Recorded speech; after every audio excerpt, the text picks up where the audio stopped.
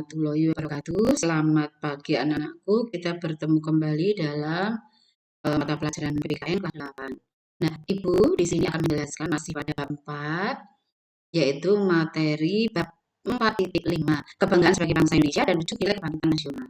Oke, kita akan lihat tujuan pembelajarannya.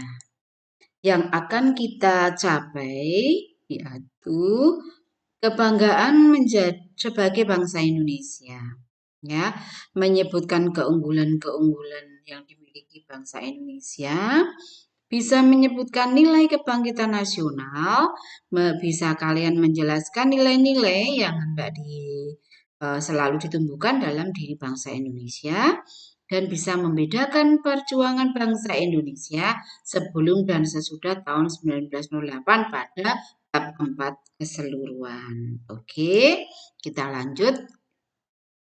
Apakah kalian bangga menjadi bangsa Indonesia? Pasti jawaban kalian adalah bangga. Mengapa? Karena kita ini adalah anak Indonesia yang lahir besar di negeri Indonesia. Oleh sebab itulah kita harus mempertahankan negara kita, yaitu Negara Kesatuan Republik Indonesia. Apa yang menjadi modal utamanya? Yaitu persatuan dan kesatuan di antara warga negara Indonesia di dalam wadah bangsa Indonesia. Nah, kebanggaan kita terhadap tanah air sebagai negeri Zamrud Khatulistiwa. Nah, itu bisa digambarkan bahwa ada beberapa tokoh, ya, penyair seperti Ismail Marzuki dan Kus Plus yang pernah mengabadikan kebanggaannya pada Indonesia dalam sebuah lagu, yaitu lagu Rayuan Pulau Kelapa dan lagu Nusantara dan Kolam Susu. Coba nanti kalian cari lagunya, nyanyikan dan pahami makna yang terkandung di dalam syair itu. Oke. Keunggulan yang dimiliki bangsa Indonesia. Nah, keunggulan yang dimiliki bangsa Indonesia itu apa? Banyak. Yaitu jumlah potensi penduduknya itu cukup besar. Ya, semangat kebangkitan nasional dan Sumpah Pemuda mendorong bangsa Indonesia itu bisa lepas dari penjajah. Memiliki keanekaragaman budaya, yaitu ada adat, istiadat, bahasa, agama, kesenian, ya, dan masih banyak lagi yang disemboyankan di dalam suatu Bhinneka Tunggal Ika. Bangsa Indonesia memiliki tata krama dan keramahan yang tidak dimiliki bangsa Indonesia. Jadi bangsa Indonesia itu termasuk orang-orang yang ramah dan memiliki tata krama yang baik. Letak wilayahnya amat strategis. Kalian tahu bahwa Indonesia terletak di antara ribuan pulau yang tersebar di seluruh wilayah Indonesia. Ya, yang itu mengakibatkan wilayah Indonesia memiliki keindahan alam yang beraneka ragam, baik flora faunanya, dan memiliki sumber kekayaan yang cukup besar. Ya, karena wilayahnya sangat luas. Nah, sekarang bagaimana menumbuhkan semangat kebangkitan nasional? Bangsa Indonesia perlu mengembangkan sikap positif, ya, dengan nilai-nilai yang terkandung dalam Undang-Undang Dasar. Ya, nilainya adalah nilai religius, nilai kemanusiaan, nilai produktivitas, nilai keseimbangan, nilai demokrasi, nilai kesamaan derajat, dan nilai ketaatan hukum. Kita lihat satu persatu. Nilai religius itu ada di dalam sila pertama, ketuhanan yang Maha Esa. Kalau kita melihat nilai yang ada dalam sila pertama itu pasti kalian paham sekali. Di dalamnya ada takwa, ada percaya, menjalankan ibadah, hormat menghormati, ya, menghargai kebebasan menjalankan ibadah, tidak memaksakan agama. Itu kalian paham itu. Kemudian nilai kemanusiaan. Nilai kemanusiaan sesuai dengan nilai sila kedua, kemanusiaan yang adil dan beradab. Itu mengakui persamaan derajat hak kewajiban antara sesama manusia. Di dalamnya ada rasa cinta pada sesama, mengembangkan sikap tenggang rasa, tidak semena-mena terhadap orang lain, menjunjung nilai kemanusiaan, dan berani membela kebenaran dan keadilan.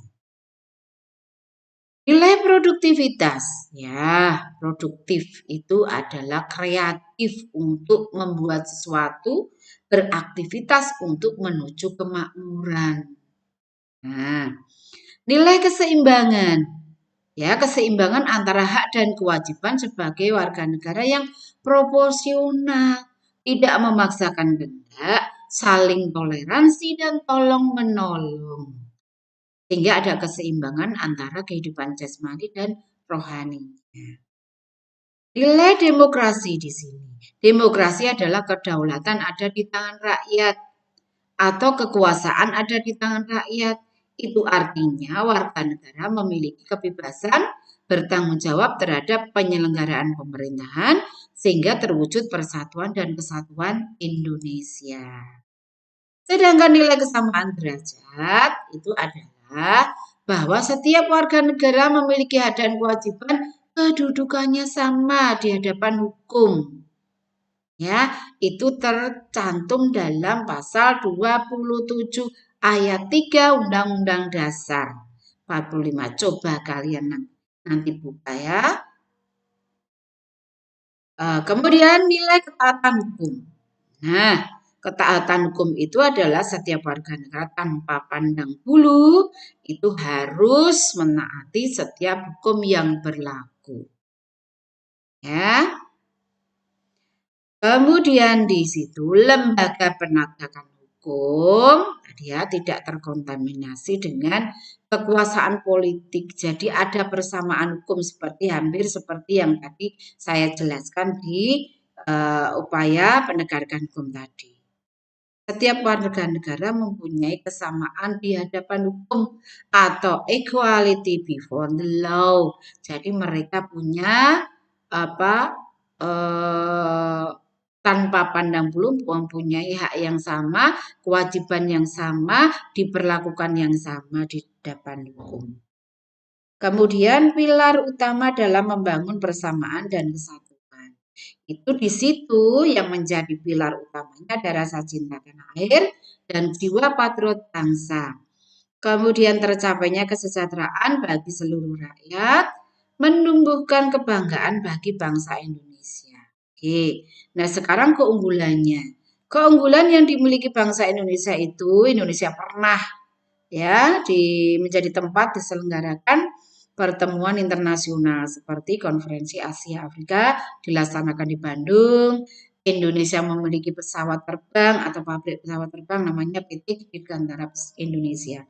Itu yang kemudian sedangkan prestasi yang dilakukan pelajar dalam kancah internasional yaitu pernah berhasil menjuarai Asian Premier School Sport Olympiade.